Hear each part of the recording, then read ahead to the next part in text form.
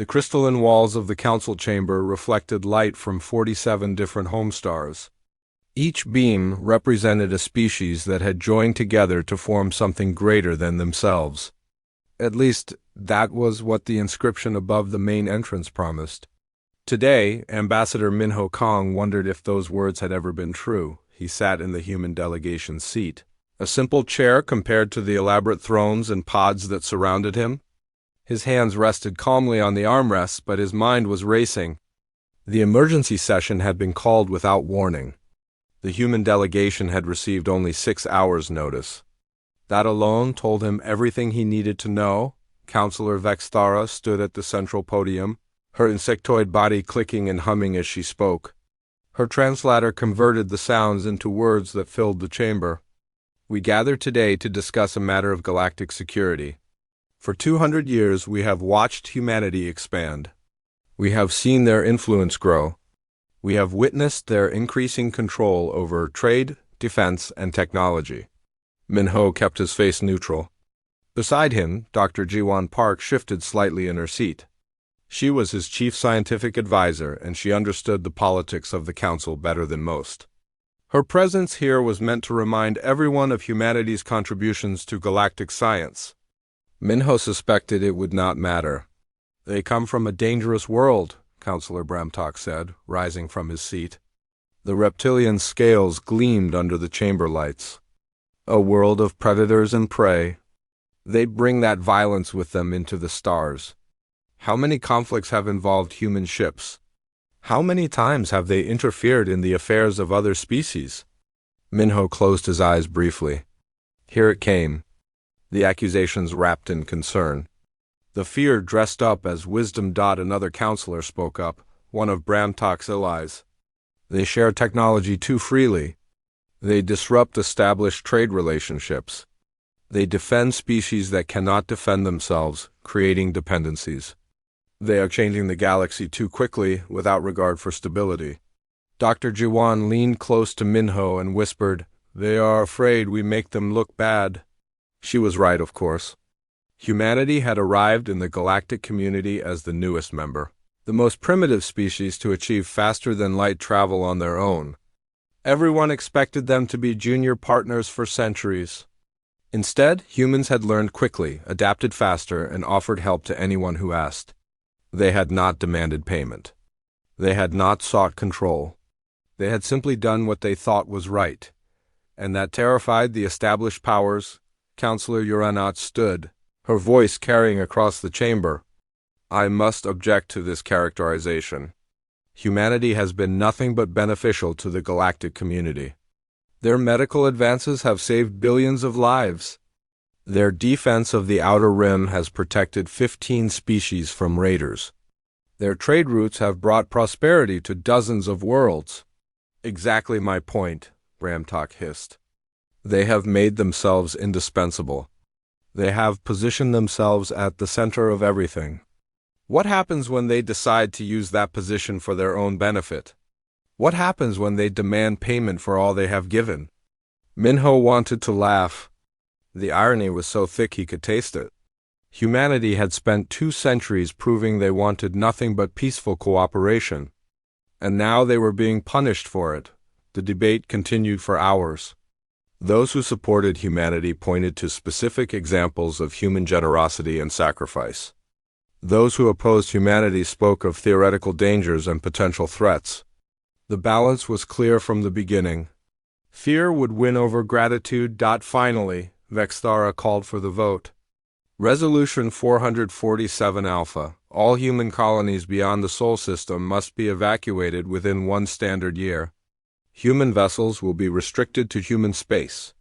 Human participation in council projects will be suspended pending review. All in favor? Minho watched as the votes came in. One by one, lights appeared on the voting board. Green for yes. Red for no. The green lights outnumbered the red. 31 to 16, the chamber fell silent. Everyone turned to look at the human delegation. Minho stood slowly. He walked to the central podium, his footsteps echoing in the vast space. Captain Hyan Lee, commander of the Human Defense Fleet, watched from the observation gallery above. Minho could see the anger on the captain's face. 200 years ago, Minho began, his voice steady, humanity received a message from the stars. We learned we were not alone. We were invited to join the council. We came with open hearts and open hands. We asked only to be allowed to exist alongside you. He paused, looking around at the assembled counselors. Some would not meet his eyes. Others stared back defiantly. We defended those who could not defend themselves. We shared everything we learned. We asked for nothing in return. We did these things because we believed that was what being part of a galactic community meant. We believed that together we could build something better than any of us could build alone. Minho reached into his coat and removed the Human Federation's council seal. It was a small thing, a metal disc engraved with Earth's continents and surrounded by stars. He had carried it for 15 years, through countless debates and negotiations. If our friendship is too dangerous, if our help is too threatening, if our very existence among you is too much to bear, then we have been mistaken about what this council represents. He placed the seal on the podium with a soft click. We came seeking friends. We leave having learned a valuable lesson.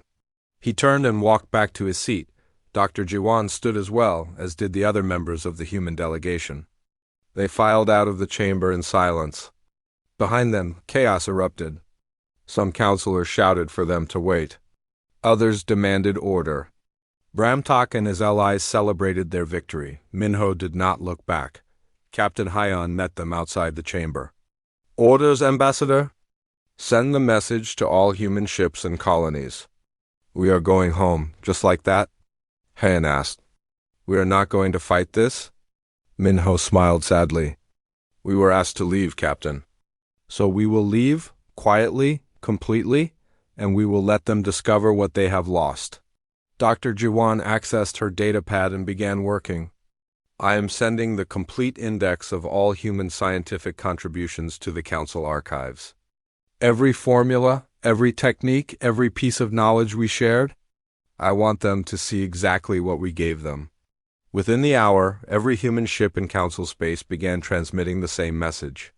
3 words repeated on all frequencies. We are leaving. No threats. No anger, no final warnings. Just a simple statement of fact.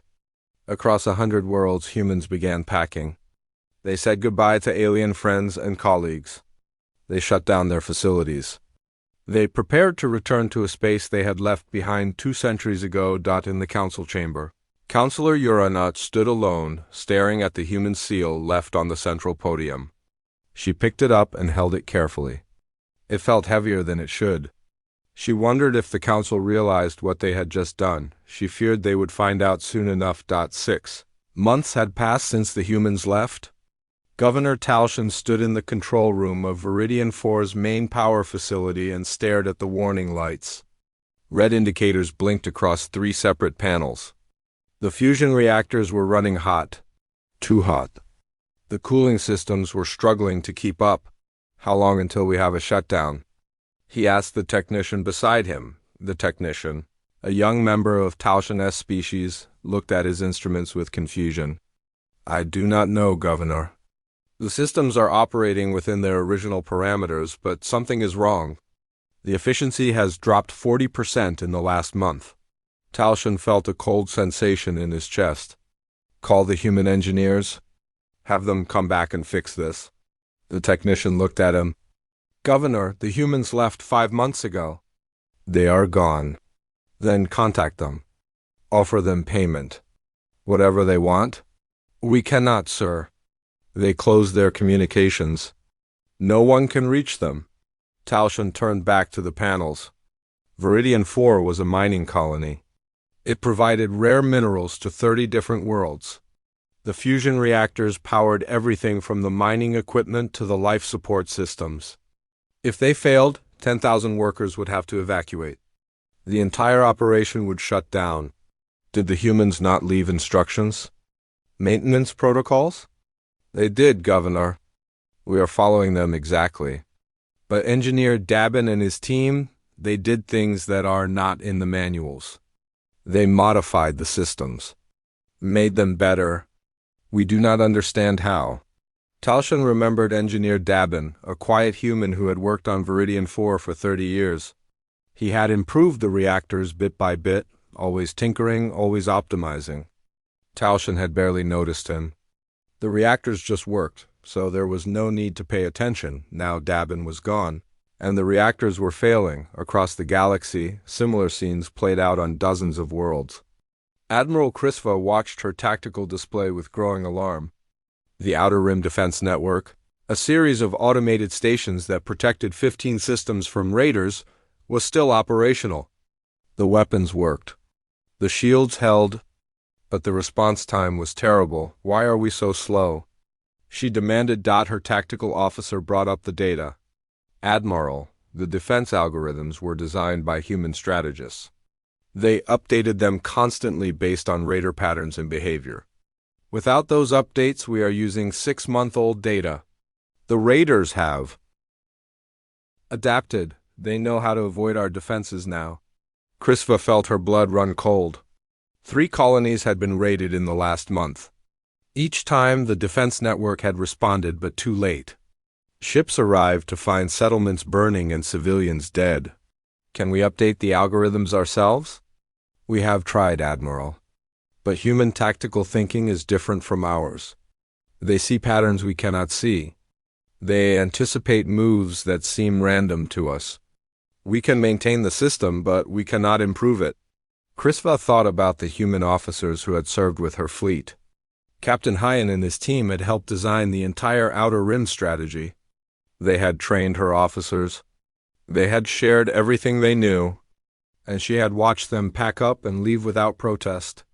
Following the Council's orders, she had voted against Resolution 447 Alpha, but her vote had not mattered on Research Station Prometheus. The alien scientists gathered around Dr. Sumin Han as she prepared to leave. She was the last human on the station. Her research team had already departed.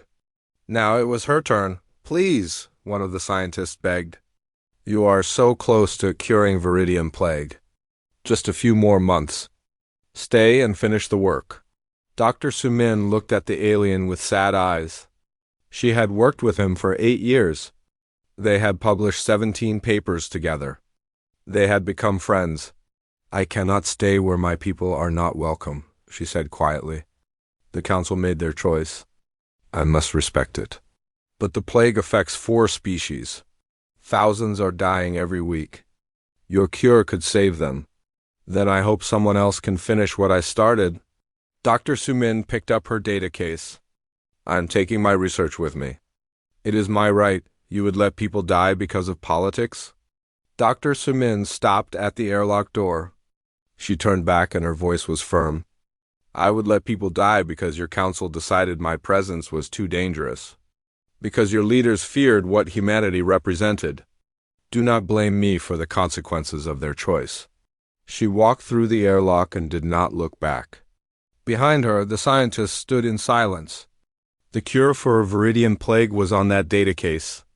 And it was leaving with her. Counselor Uranat sat in her office and reviewed the trade reports.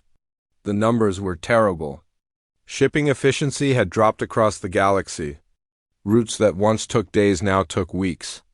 Cargo was getting lost. Deliveries were late, she called her trade minister. Explain these reports to me. The minister looked uncomfortable. Counselor, 60% of our most efficient trade routes were originally mapped by human explorers. They shared the data freely and we all used it. But the routes were not static. Space is dynamic. Gravity fields shift. Stellar winds change. The humans provided real-time updates and navigational support. Now that support is gone? We still have the original maps, Uranat said. Yes, but maps are not enough. The humans had a gift for navigation. They could feel the routes in a way we cannot explain. Our ships are using outdated information and running into problems. Uranat closed the report. Another problem. Another gap left by humanity's absence. She had voted against the resolution. She had warned the Council this would happen. No one had listened. She thought about Ambassador Minho and his final words. "We leave having learned a valuable lesson." At the time, she had thought he was being dramatic. Now she understood. Humanity had learned that the Council could not be trusted. And the Council was learning what it meant to lose humanity. The reports kept coming. Medical facilities struggling without human techniques. Industrial production falling without human efficiency improvements. Defense networks failing without human strategy. Educational programs ending because human teachers had left. Every problem was small by itself. None were catastrophic. But there were thousands of them. And they were all happening at the same time. Governor Talshin ordered the evacuation of Viridian 4 when the reactors finally failed. 10,000 workers left the planet. The mining operation shut down. 30 worlds found themselves short of the minerals they needed. Admiral Krisva watched her 4th colony burn as raiders attacked. The defense network responded 11 minutes too late. The Viridian plague spread to 2 more species. The death toll reached 100,000. And through it all, humanity remained silent. The Council sent diplomatic messages to human space. They received no response. They sent trade ships to the human border. The ships were turned away by polite but firm human patrol vessels. They sent delegations requesting meetings. The delegations were told to leave. Ambassador Minho had meant what he said. Humanity was going home. And they were closing the door behind them. Counselor Vexthara called an emergency session 1 month after the evacuation order expired. Every human had left Council space. Every ship had departed. Every colony was empty. They had taken their belongings, cleaned their facilities, and left everything else intact. They had not sabotaged anything. They had not stolen anything. They had simply left. "We must discuss the situation," Vexthara said to the assembled council. Councillor Bramtok stood. "What situation?" "We asked them to leave. They left." "This is what we wanted, is it?" Uranat asked coldly. "Look at the reports. Our economy is struggling. Our defenses are weak. Our scientific progress has slowed. We have lost more in 6 months than we gained in the previous 20 years. Temporary problems," Bramtok insisted. "We will adapt. We will find solutions. We do not need the humans." But even as he spoke, his voice lacked confidence. His own homeworld had reported problems. Food production was down because human agricultural techniques were no longer available. His people were starting to ask questions. Vexthara looked around the chamber. "We must be honest with ourselves. We have made a mistake. The question is, what do we do about it?" "We do nothing," Bramtok said. "We accept the consequences of our decision and move forward." "That is easy for you to say," another counselor shouted. "Your world is not dealing with plague. Your colonies are not being raided. Your economy is not collapsing." The argument continued for hours. But everyone in the chamber knew the truth. They had underestimated humanity. They had taken human help for granted. They had assumed that humanity needed the Council more than the Council needed humanity. They had been wrong. In human space, far from the Council's reach, Ambassador Minho received a report from Earth. A single transmission had been received at the border. A Council ship requesting permission to enter and negotiate. Captain Hyon had sent them away. Minho approved the decision. The door was closed. And it would stay closed until the Council understood what they had lost. 18 months after the humans left, Senna stood in the maintenance bay of Station Tarsus and wanted to scream. The power distribution system was failing again. This was the 3rd time in 2 weeks. She had followed the repair manual exactly. She had replaced every component that showed wear. She had calibrated every connection.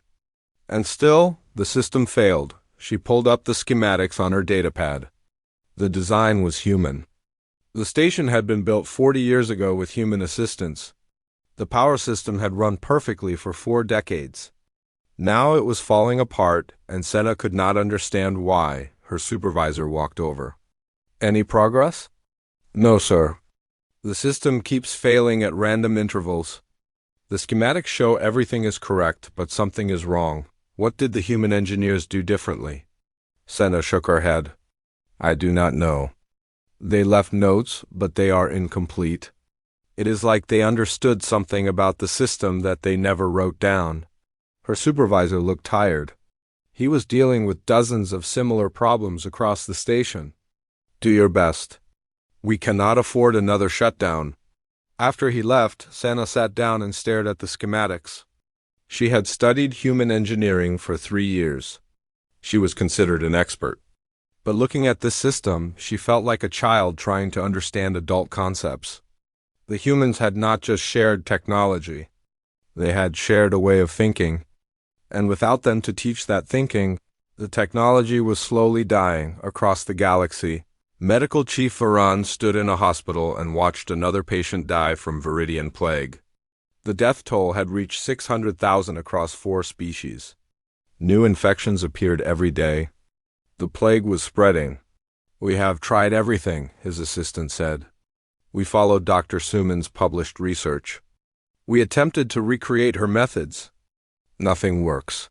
Varan knew why. Human medical intuition was different. They saw connections between symptoms that other species missed. They recognized patterns in ways that seemed almost magical. Dr. Suman had been close to a cure. She had shared her research up to a point. But the final breakthrough, the intuitive leap that would have completed the cure, had left with her. How many more will die? His assistant asked. All of them, Varan said quietly. Every member of every infected species. Unless we find a cure, the plague will kill them all. Can we contact the humans? Ask for help? The council has tried. The humans do not respond. His assistant looked at the dying patient. Then we are watching genocide. And it is our fault. Varan could not disagree. The economic reports grew worse each month. Councillor Urana presented them to the council with increasing frustration. Industrial production is down 35% across council space. Trade efficiency has dropped by half. 3 species are facing economic collapse. 7 more are close behind. We are adapting, Councillor Bramtok insisted, but his voice was weak. His own world had reported food shortages. His political allies had abandoned him. His position on the council was in danger. Adapting? You are not repeated. We are dying. Slowly, the humans were not just helpful. They were essential. And we threw them away. Another councillor stood. The raider attacks have increased by 500%. Vulnerable colonies are defenseless. We have lost more territory in 18 months than we lost in the previous 50 years. Our military cannot protect everyone. Admiral Krisva attended the session as a military advisor. She stood and addressed the council. The Outer Rim is lost. Without human strategic support, we cannot maintain the defense network. Raiders now control 12 systems that we once protected. Civilian casualties number in the millions. Surely we can develop our own strategies, Bramtok said. Krisva looked at him with contempt. We have tried. Human tactical thinking is unique. They see combat as a pattern, a dance. They anticipate enemy moves 3 or 4 steps ahead. We think logically. They think instinctively. We cannot replicate what they did naturally. The silence in the chamber was heavy. Everyone understood what was being said. Humanity had not been powerful because of superior weapons or numbers. They had been powerful because of how they thought. And that way of thinking could not be copied or learned quickly. A new counselor stood. His species was one of those facing economic collapse. We must bring them back. We must apologize and ask them to return. Never, Bramtok said. We would appear weak. The council's authority would be destroyed. Our authority is already destroyed, the counselor shot back. Look around you. The station is falling apart. The galaxy is falling apart. Pride will not save us. The debate raged for hours. Some counselors demanded immediate action. Others insisted on waiting. A few suggested military options, though everyone knew that was insane. Attacking humanity would only ensure their complete destruction. Finally, Vexthara called for order. We will vote on whether to send a formal delegation to human space to request negotiations. The vote was close, 24 to 23 in favor. They would try to contact humanity. A week later, a Council diplomatic ship approached the border of human space. The ship carried the Council's finest diplomats. They had prepared speeches and offers. They brought gifts and promises of reparations. Captain Hyan Lee met them at the border. His destroyer appeared on their sensors, weapons powered but not aimed. The Council ship sent a communication request. Hyan's face appeared on their screen. He looked older than the last time anyone had seen him. His expression was cold. "State your business," he said. The lead diplomat spoke carefully. "We come on behalf of the Galactic Council. We wish to open negotiations regarding Resolution 447 Alpha. We believe there may have been misunderstandings. We hope to discuss modifications to the agreement." Hyan listened without expression. When the diplomat finished, Hyan spoke 3 words. "You are unwelcome." "Please, Captain." "We have traveled far. Surely we can at least talk." The Council made its decision. Ambassador Minho made ours.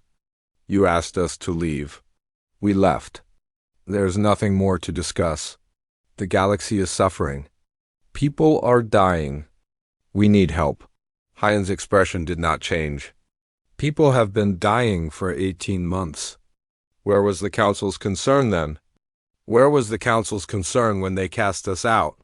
We made a mistake. Yes, you did. Hyan's hand moved toward a control panel. This conversation is over. Leave our space. Do not return. The screen went black. The Council ship waited at the border for 6 hours, hoping for a change. It did not come. Finally, they turned around and went home. When Vextara heard the report, she felt something she had never experienced before. Despair. The humans meant what they said. The door was closed, and it might never open again. That night, Councillor Bramtock's homeworld erupted in riots. His people were hungry and angry. They blamed him for the human exodus. They blamed him for the suffering that followed. His government fell within days. He was arrested and charged with crimes against his own people.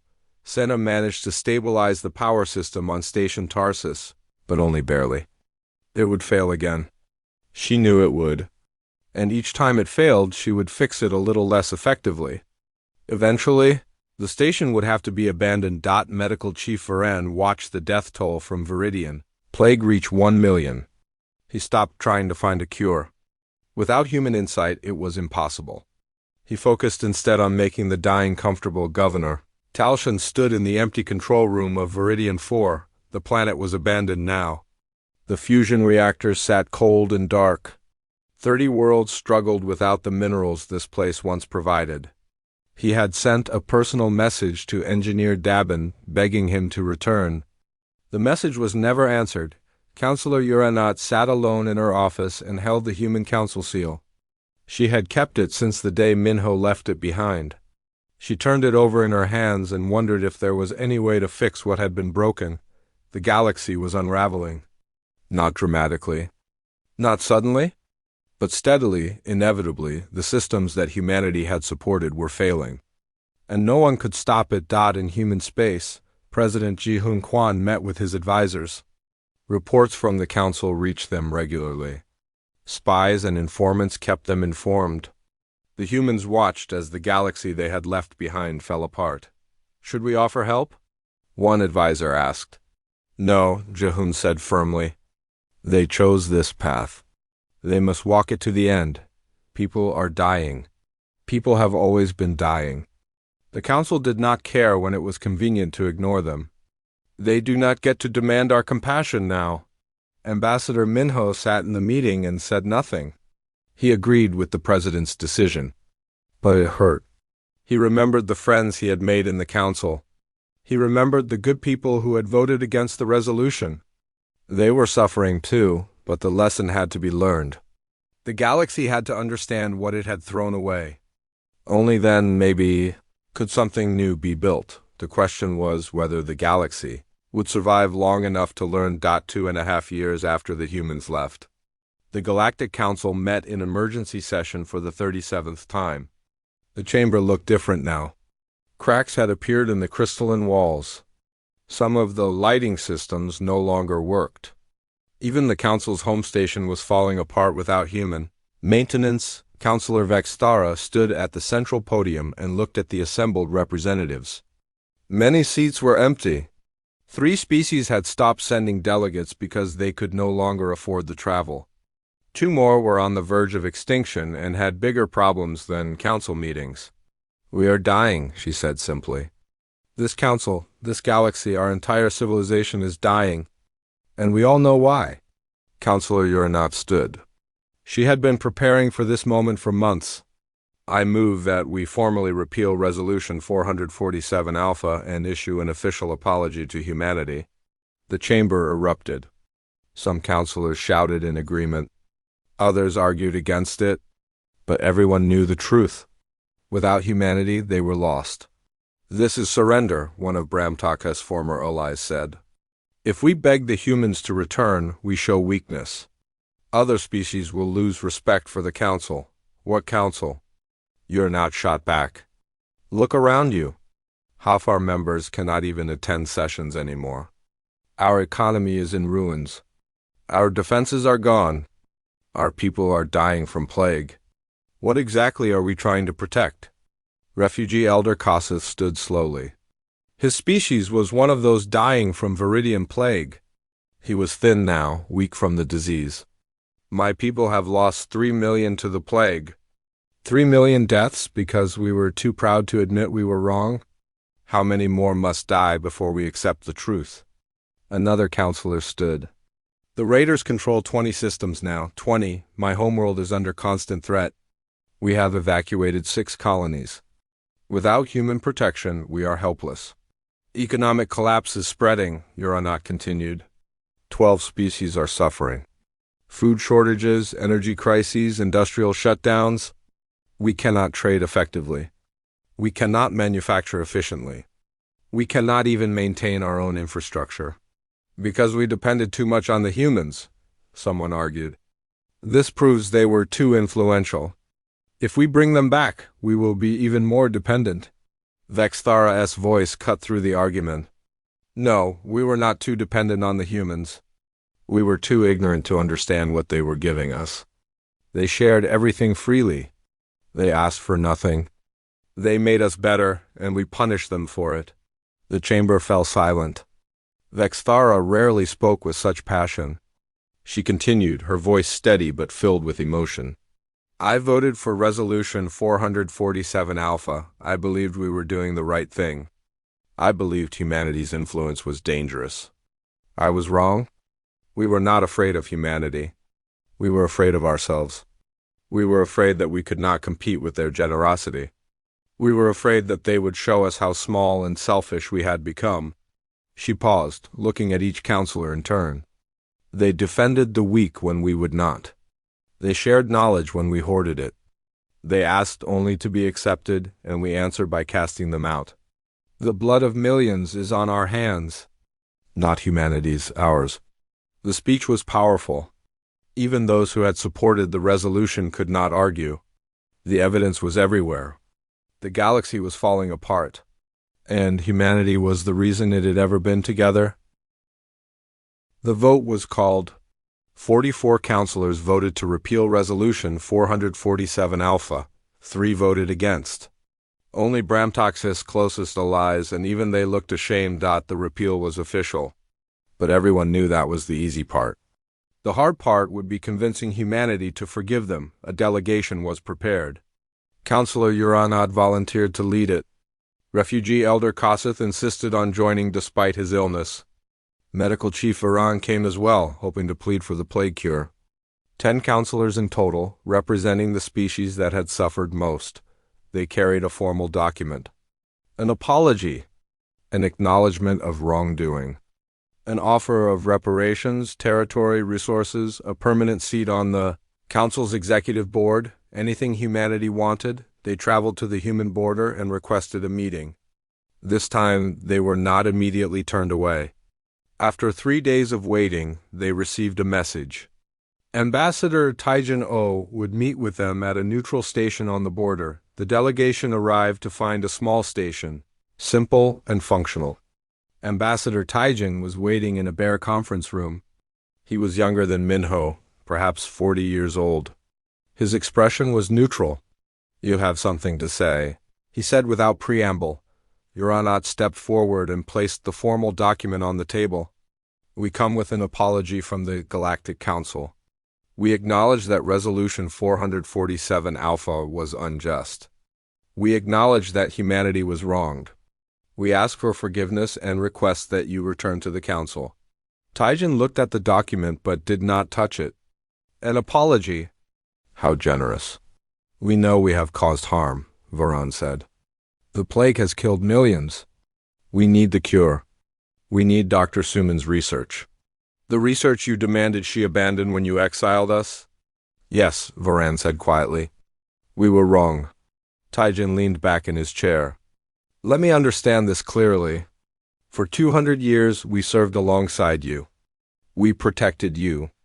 We shared with you. We asked for nothing. And when we became inconvenient, you cast us out. Now you are suffering and you want us back. Is that correct?" "Yes," Uranot said. "That is correct, and you think an apology will fix this?" Kossuth stepped forward. His breathing was labored. "Ambassador, I am dying. My people are dying. We had nothing to do with Resolution 447 Alpha. We voted against it. But we suffer anyway. Please, we need help." Taijin's expression softened slightly. "I know your species voted against the resolution, Elder. I know many species tried to stop this. But you must understand something. This is not about punishment. This is about trust." He stood and walked to the window overlooking space. "My people trusted the Council. We believed that we were building something good together. We gave everything we had because we thought it mattered. And then we learned that it did not matter. That we were disposable." "You were never disposable," Uranot said. "Then why did you dispose of us?" Taijin turned back to face them. "The galaxy is suffering now. People are dying. Systems are failing. But people were always dying. Systems were always failing. We spent 2 centuries trying to fix those problems. And when the Council decided we were too much trouble, no one cared about those problems anymore. We care now," Varan said. "Yes, now that you need us, you care. Do you understand how that sounds?" The delegation stood in silence. There was no good answer to that question. Finally, Taijin sat down again. "I will present your apology to my government. I will present your offers. But I cannot promise anything. My people have spent 2.5 years learning to be independent again. We have remembered what it means to stand alone. We are not the same humans who left the Council. What would it take?" Uranot asked. "What would humanity need to even consider returning?" Taijin thought for a long moment. "Justice. Real justice. Those who created Resolution 447 Alpha must be held accountable. Those who profited from the chaos must face consequences. And the Council itself must change. Not just apologies and promises. Real structural change to ensure this never happens again." "We can do that," Uranot said quickly. "Can you?" Taijin asked. "Because talk is easy. Change is hard. And we need to see that you are serious before we risk trusting you again." The meeting lasted another hour. The delegation presented their offers. Taijin listened but made no commitments. Finally, he stood and indicated the meeting was over. "We will consider your request," he said. "We will discuss it. But understand this. If we return, it will be as equals. Not as saviors. Not as servants. As equals. Or we will not return at all." The delegation left with mixed feelings. They had not been rejected outright, but they had not been accepted either. They returned to Council space and reported to Vexthara. "What do you think?" she asked Uranot privately. "I think we hurt them deeply," Uranot said. "I think an apology is not enough. We need to prove we have changed. How do we do that?" "By actually changing." In human space, Ambassador Taijin reported to President Ji-hoon and the human leadership. "They are desperate," he said. "Genuinely desperate." "Good," Ji-hoon said. Let them sit with that desperation for a while longer. Let them understand what we felt when they exiled us. Ambassador Minho spoke up. Mr. President, with respect, they do understand. I read the reports. The galaxy is dying. Real people are suffering, and whose fault is that? Ji-hoon asked. Theirs, Minho admitted. But at some point we have to decide what kind of species we want to be. Do we want to be the ones who let millions die to prove a point? The room fell silent. It was the question no one wanted to face. Revenge felt good. Justice felt necessary. But at what cost? Let me ask you something, Ji-hoon said to the room. If we return, will they have learned anything? Or will this happen again the next time we become inconvenient? No one had an answer to that. 6 weeks after the delegation returned from the human border, President Ji-hoon Kwan stood before the Human Federation Assembly. Representatives from every human colony and settlement had gathered to debate the most important question in their history. Should they return to the galactic community that had exiled them? The debate had lasted for days. Some argued for permanent isolation. Others insisted on helping despite the betrayal. The assembly chamber was filled with passionate voices, but Ji-hoon had made his decision. We will send a delegation to the council, he announced. Not to rejoin, not to forgive, but to listen. The chamber erupted in mixed reactions. Ji-hoon raised his hand for silence. We will not forget what happened. We will not pretend it did not matter. But we will give them a chance to show us they understand what they did wrong. If they can prove they have changed, then we will talk about returning. But on our terms? As equals, the assembly voted. The decision was approved by a narrow margin. Ambassador Minho was chosen to lead the delegation. He accepted without hesitation. I started this, he said quietly to Ji-hoon. I should finish it. 2 weeks later, Minho arrived at the council station. Captain Hyun Lee commanded the escort fleet, 3 destroyers that positioned themselves at the station's edge. A reminder that humanity was not powerless. That they could leave at any moment. The council chamber had deteriorated further. More lights were out. More cracks showed in the walls. The once magnificent building looked tired and worn. Minho walked through the corridors and remembered the first time he had entered this place. He had been full of hope then. Now he just felt tired. Councillor Vexthara greeted him personally. She looked older too, thinner, exhausted.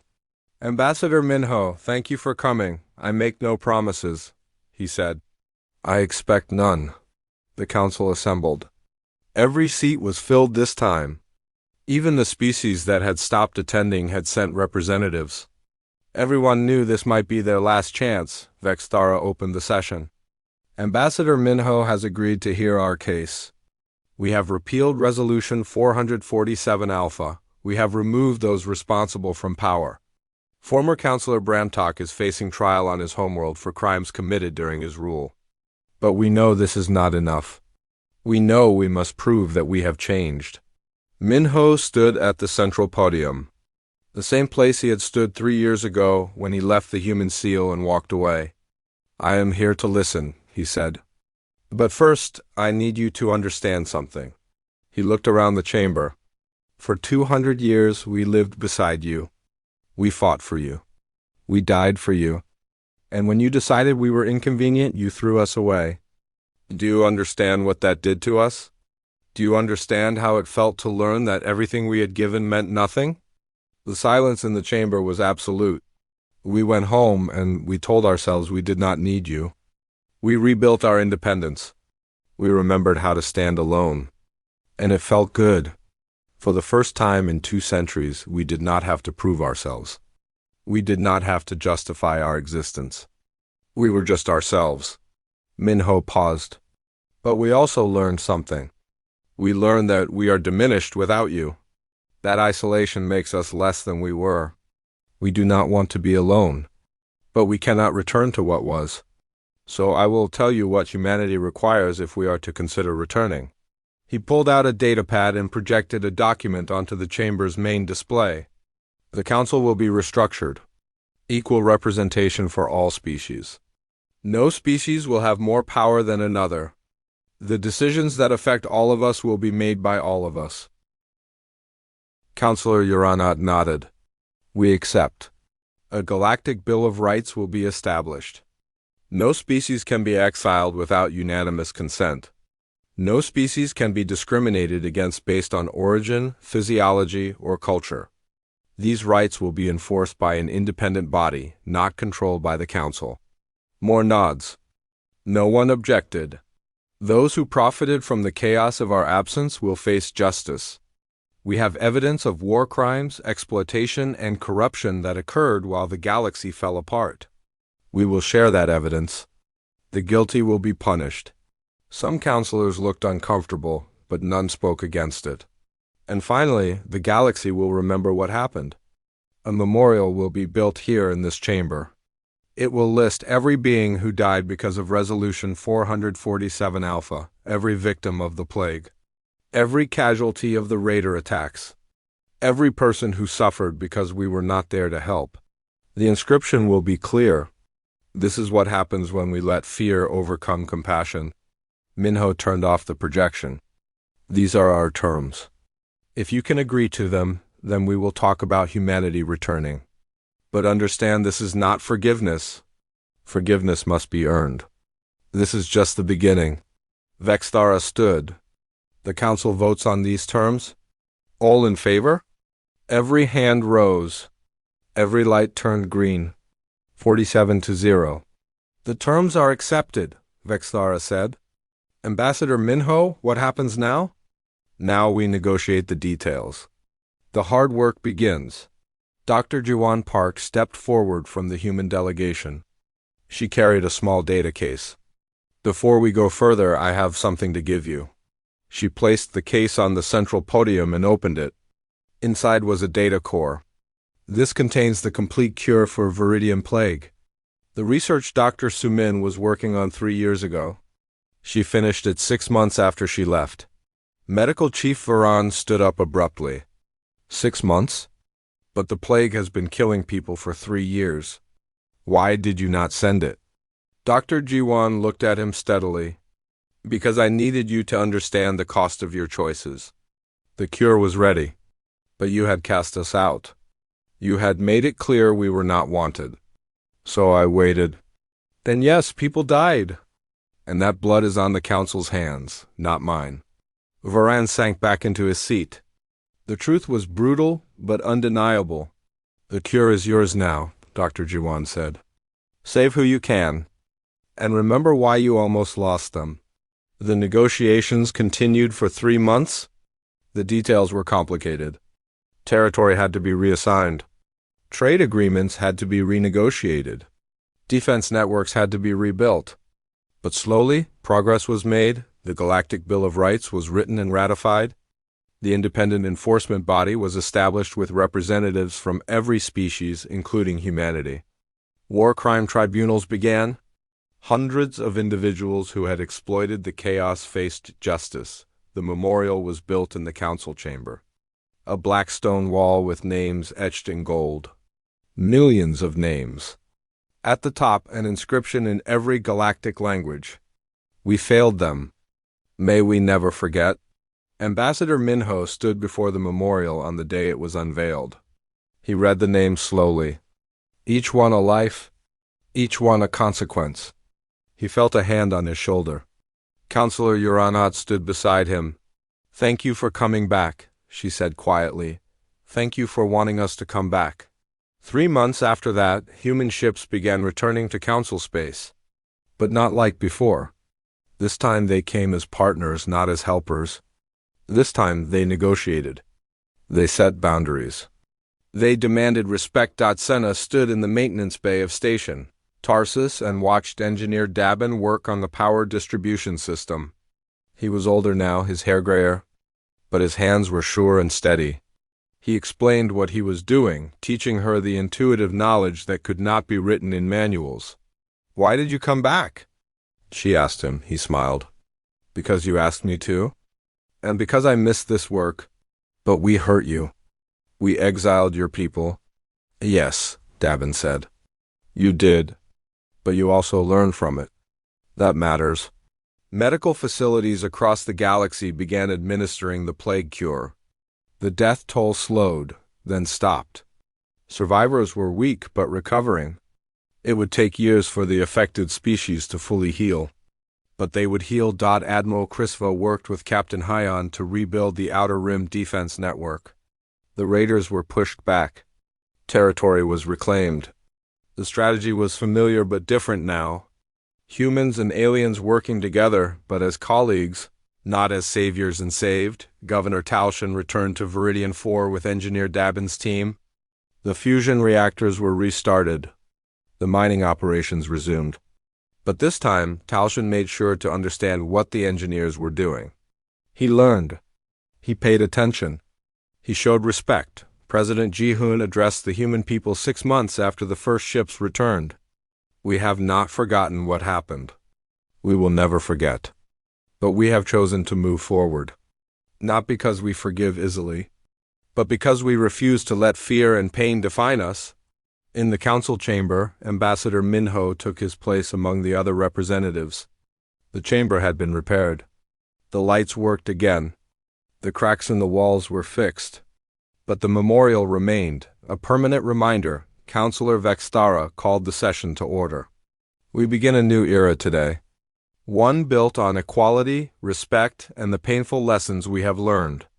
May we never need to learn them again. The session proceeded. Debates happened. Votes were taken.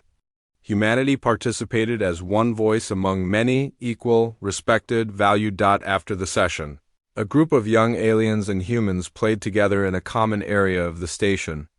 They had been born during the separation. They knew the history, but they were not bound by it. They represented something new.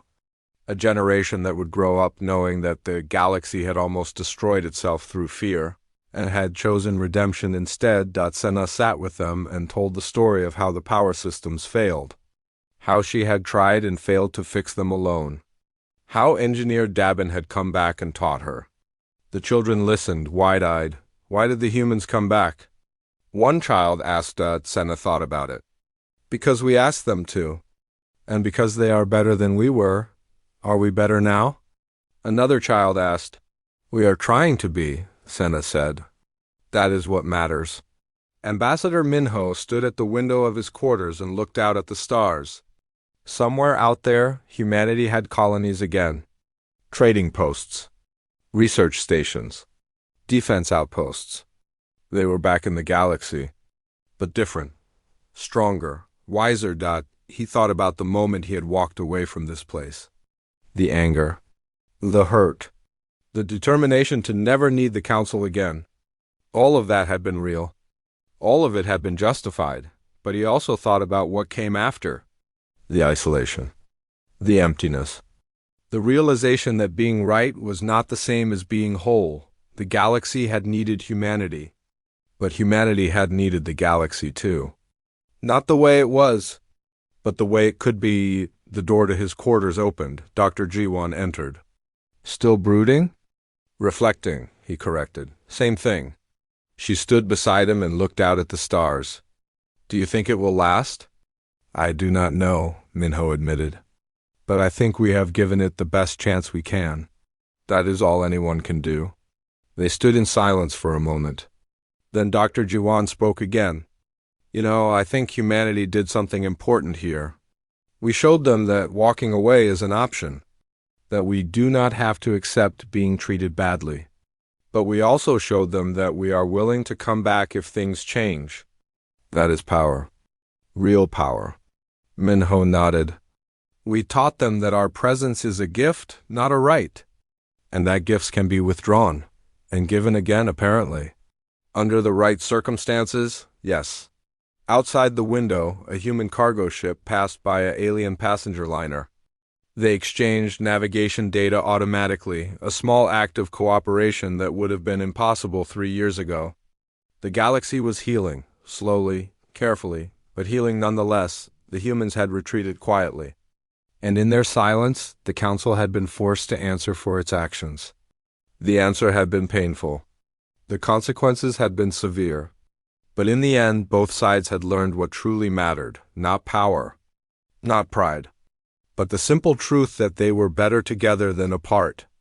And that truth, hard-won and blood-bought, would shape the galaxy for generations to come.